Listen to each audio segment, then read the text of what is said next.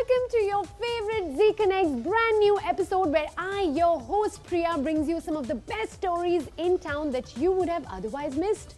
Time to begin this week's episode. Sharjah Book Festival is the world's third largest book festival that attracts a host of authors and book lovers from across the world. We caught up with Soha Ali Khan when she came down to the UAE to attend this event.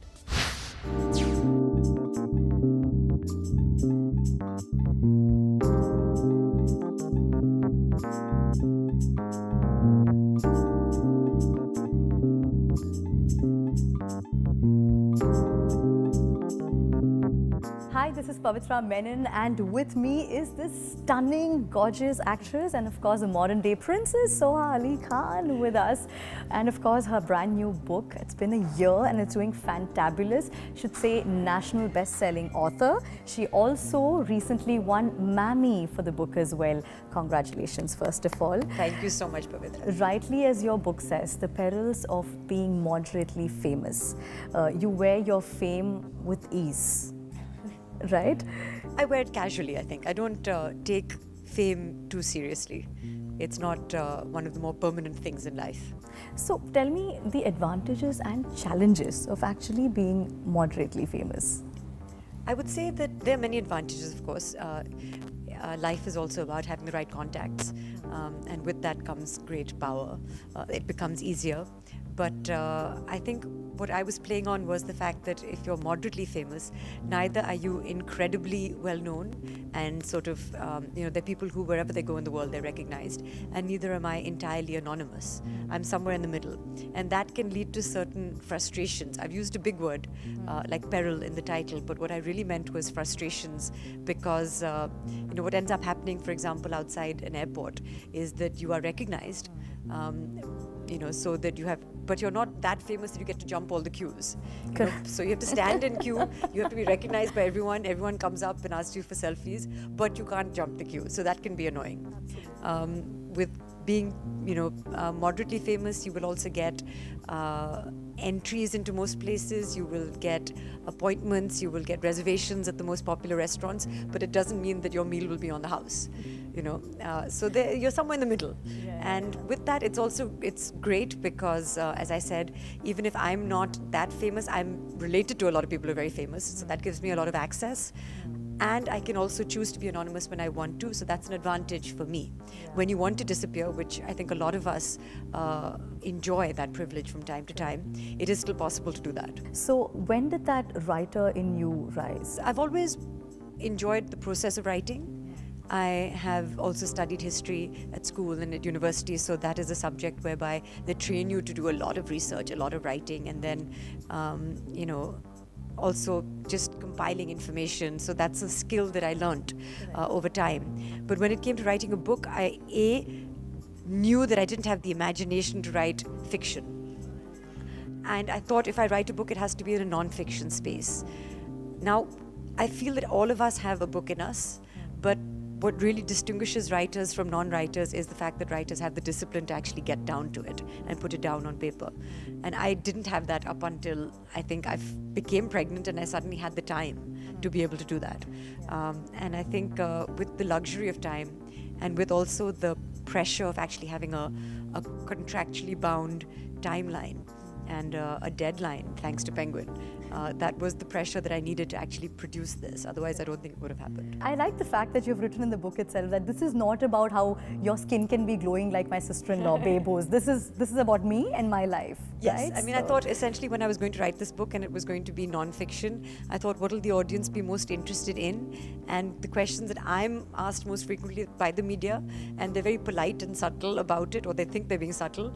But whenever I go for an event launch, somehow it becomes about Kareena or Taimur now, because of course Taimur is the most famous member of our family by far, or about my mother or my father, or everyone's a fan of somebody in the family. Well, this is of course a very gorgeous Soha Ali Khan with us with Zee, and of course stay tuned for more. Thanks.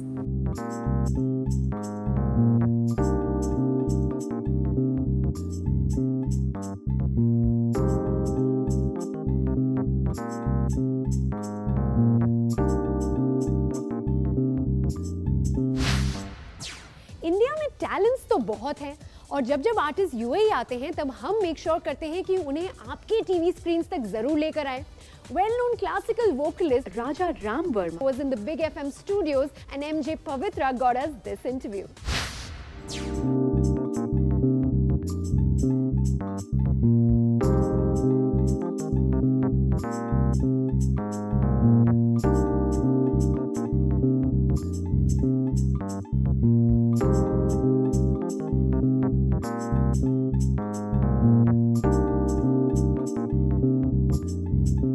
Hi, Namaskar. This is MJ Pavitra Menon, and of course, welcome to Zee Connect. With me is, of course, that personality who can always vibrant positivity all throughout and who can grace the studio with his amazing smile. Look at that. We have Prince Ramavarma with us right here. Namaskar M, welcome, sir. Sir, it is such an honor for me and such a privilege to have you here, and especially for all those people who are going to be witnessing your live in concert, I would say, your session, which is about to happen, and talking about it. What is that one thing that keeps you alive? Yeah, I find joy in music, and there are two kinds of artists: people who present their stuff and people who share their stuff. I belong to the second category. So whether I'm teaching or performing with accompanists or in front of students or giving a lecture, it's like I have a box of chocolates and see, it's very nice. Why don't you have also? That is the feeling I feel. That is true. And that's what music does. It liberates you, it elevates you. And speaking of which, you're a musicologist, you're a legendary Carnatic musician, you play the veena, and you teach as well. When it comes to teaching, who's a good teacher and who's a good student? I feel we have to be a good student first to be a good teacher.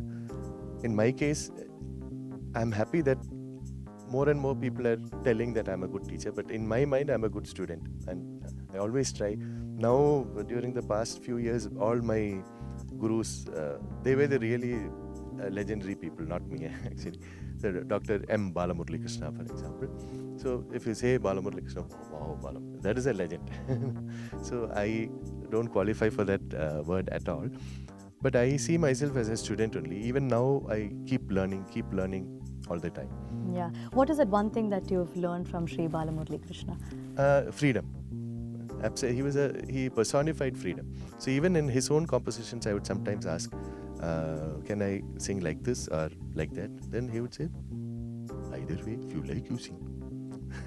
That space was always very good. There. No, I am saying you have to do like this. That was never there. But my original guru was very disciplined, Vachur Harihara Subramaniar. He was from Kerala. So I learned from him till the day he passed away for 14 years. So that had given me a kind of inbuilt discipline, so that when I was given the freedom with Balamurali Krishna, I never misused that. Because self-discipline was there in music. So if he says you can do anything, I just do any nonsense in the name of freedom. So that never happened. Kind of self-control is there. Thank you so much for enlightening me. So much about music. There's so much that we can talk about because it's an ocean. I think I've asked you nothing so far, but thank you so much for gracing our studio. My pleasure. And coming here and telling us so much about music. Thank you very much. My pleasure.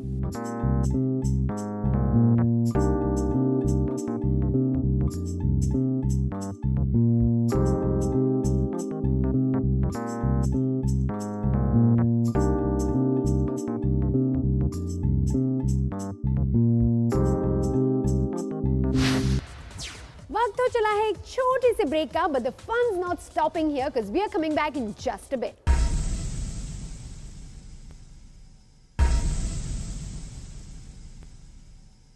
Zee connect पर बने रहने के लिए आपका शुक्रिया। पिछले कुछ दिनों में हम आपके लिए Bollywood parks present big Zee Diwali festival of lights की स्टोरीज लाते आ रहे हैं।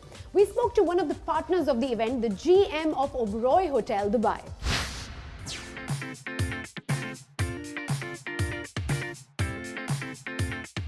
So, Mr. Karim, so nice to have you on Zee Connect here with us. How are you feeling? Very good. Let's talk about the Oberoi Dubai. Now, you have been with this for a long time now, celebrating 5 years, but you have been with it since the pre-opening stages. So, you've seen it all and you've come really far with this. But did you expect to see it at this level where it is today? First of all, I'm very, very proud with the property, with the entire team. When we started, when I look at it, flashback, it's like yesterday. Yes, on the 4th of November, we just celebrated our 50th anniversary.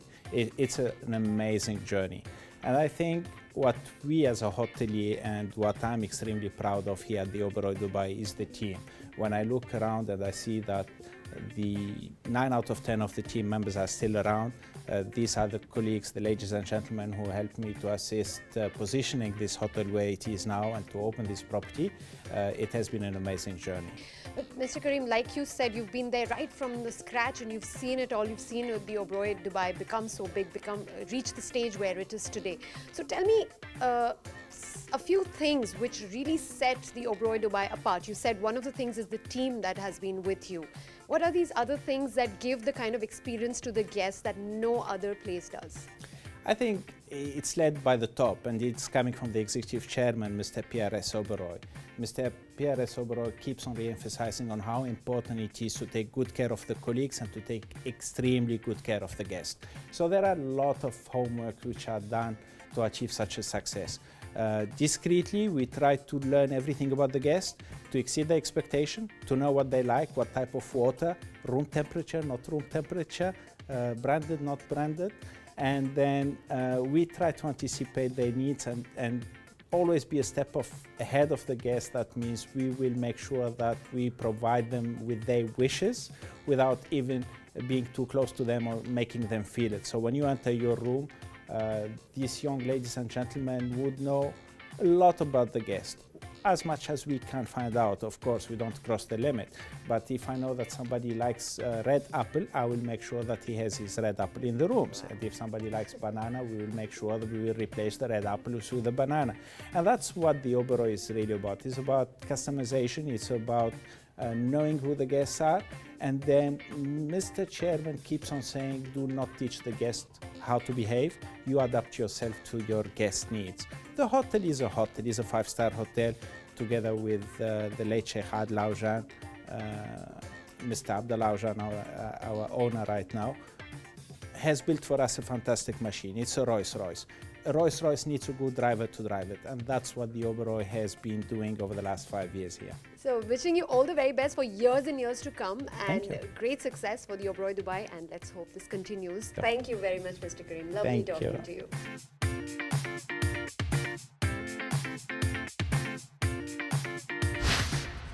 Time now for a quick short break, but lots more coming up on Zee Connect. Miss mat karna, jaldi hi वापस आऊंगी.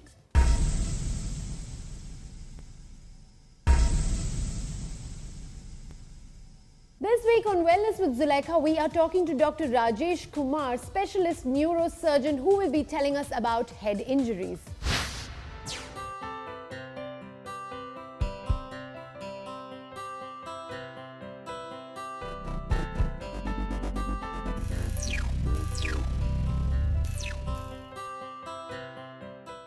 Hi, this is MJ Pavitra Menon from 106.2 Big FM on Wellness with Zulekha. I have Dr. Rajesh Kumar right here, who's a specialist neurosurgeon. Welcome, doctor.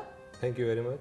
And today we speak of head injury and, of course, the alarming features to it. Yes, definitely. So, when it comes to a serious head injury, what do you have to talk about it? Because when it comes to like a serious damage, does it really affect a person when they hit their head? Yes, definitely. The word serious means it's critical type of injury. Normally the head injuries are divided into 3 categories. One is mild head injury, one is moderate head injury, and third is severe head injury. Right. Actually, how we are calculating these injuries, there is a total score of 15. So if the score is 13, consciousness, then we are labeling it as a mild. If the score is between 9 to 12, then we are labeling it as a moderate injury. But if the score is 8 or less than 8, that is Glasgow Coma scale, it labeled it as a serious head injuries. So when do you know it gets alarming? What stage do you know once you've hit the head and you know you get that concussion wala feeling? So when do you know it could be alarming for you? Actually, it entirely depending upon the initial presentation of the patient. At the time of impact, how the impact was there, and what are the immediate symptoms. Normally in severe head injuries, the immediate after like major road collisions, high speed vehicles, patient immediately loses his consciousness due to the first impact or severe impact of the vehicles. So the first sign is severe headache followed by vomiting, drowsiness or some involuntary movements of the body. So and then loss of consciousness. So if you are at the time of impact, if you found the patient with severe head injuries or any patient with a road traffic accident and patient is not responding to command or he is unconscious, he is not following you, that is immediately labeled it as a severe head injuries. And when it comes to children, sometimes children won't be able to respond as much. What do you do with them if they have gone through a serious situation? One thing, very alarming feature, which is even in many parts of the world is missing, that is child abuse. In the pediatric population below 2 years, the most of the victims are shaken heavily. That is called inflicted baby trauma, that is self-induced trauma because of rapidly shaking to these babies by their housemates or the parents are busy in their works. So these are repeatedly shaking. That is a type of pediatric head injury mostly found in these patients, but there are certain other characteristics. In the pediatric population, symptoms are baby have changed their habits, like he is more sleepy, he is complaining of headache. If the baby of 2 or 3 years after minor injury in the school or slipped from where and he is complaining, Mama, I have severe headache, that is serious alarming feature. Or if he is rapidly vomiting again and again, or at the same time he is less intake, or he is unable to drink or eat that amount of food which he used to take. So, or he have lack of concentration or some other features, swelling, bump or some depression. So these are the signs in the pediatric population. And at what level can they go for a surgery if something like that happens? Adult and child. Yes. So in adult and child, usually the surgical indication is almost same in both populations. Okay. It depends upon the initial presentation, it depends upon the clinical findings, it depends upon the radiological imaging. So if the patient has significant hematoma in the brain which is causing pressure in the brain, or the patient is comatose, or patient is having weakness because of underlying hematoma in the part of brain which is causing weakness in the opposite side of body, and the CT scan is showing hematoma, then needs to be operated. Yes, in the pediatric population we have to take little more measures because the baby have little blood volume in the body and a baby become rapidly cold, so we have to measure the temperature, and then sometimes we have to be very focused on less blood during the surgery. In the adult population, because it's big volume, body blood is there significant, so we are not too much focused on these things, but the indication is almost same. So in Zulekha Hospital, especially when we speak of neurology, what are the features that Zulekha Hospital has to offer? The good thing is Zulekha Hospital is now fully equipped with all the available facilities. We have a very leading ICU, we have a pediatric consultant ICU, and we have latest microscope in the world, that is Kinevo 700, and we recently did lot of surgeries, especially in the pediatric patient 2.5 years with a big brain tumor in the very critical part of the brain, and we manage lot of head injuries patient. We are doing here brain as well as spinal tumors and everything. Correct. So we have all the available facilities, start from the emergency till the surgical theatres and ICU setups. Fully equipped, like you said. And also you have the amazing Dr. Rajesh Kumar, who is right here, who's a specialist neurologist. Thank you so much, Doctor, for joining us on Thank you very much.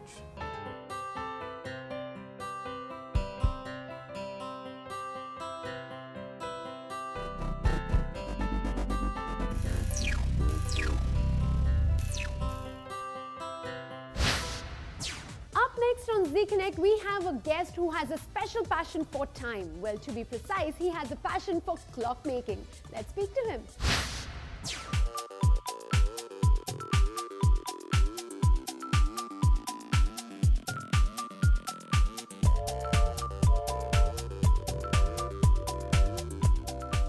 Welcome to Zee Connect, Amjad. Hi, good to be here. So, Amjad, this is the first time I'm actually talking to someone who designs clocks. So, I'd like to understand from you, how did that passion of designing clocks start for you? First of all, I find time as a very fascinating subject, and I tend to have a philosophical view of life and various things. So, I find time a very intriguing subject. I mean, it's eventually, if you Google time, the definition itself, it's quite philosophical. It's the progress of existence. So that's quite deep. Along with my architectural background, and so I would say the clocks are really a manifestation of my view of the subject of time. I've been seeing a lot of your work here on the walls ever since I came, and they all look exceptional. But in your opinion, what have been like your best works of all? Well, I think the collection behind us, this would be my breakthrough. Because I've spent 2-3 years experimenting with material and designs, and I never showcased any of that. So when I came to that breakthrough of using that concrete raw material along with the designs and just mix it with the right philosophy, I thought that's it. And maybe my personal favorite is the simplest one, which is just a square. I call it the origin. Okay. So that's basically the start of everything. Right. And coming to the Dubai clock, which has also been designed by you. Now tell us something about that. How did the idea come about? And tell us something about the challenges you faced in designing that. Right. The Dubai clock has been an ambition of mine since the start of this project. I always had it in mind. And I planned that somewhere along the line I will do a Dubai clock, and hopefully it will become a reality. Yeah. So it has been a challenge. The bearing Dubai clock name, that's a heavy burden itself, and it's quite a challenge. Plus, it's in line with His Highness Sheikh Mohammed's vision of turning Dubai into a real-life museum.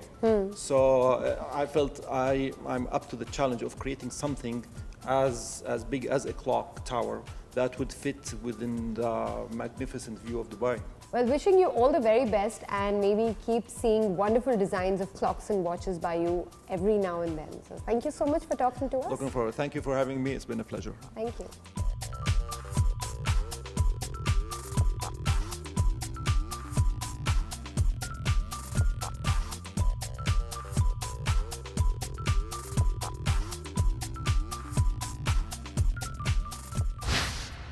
So that brings us to the end of this week's Zee Connect. Wishing you all a fantastic week ahead from the entire crew of Zee Connect here at the Jude Palace Hotel, Dubai. Take care. So that brings us to this week's, to the end of, again. Plate mein dal di thi. Plate mein. Sharjah Book Festival. Do we have a guest who has a special passion? और जब artist यहाँ आते हैं, India में artist तो बहुत है, talents,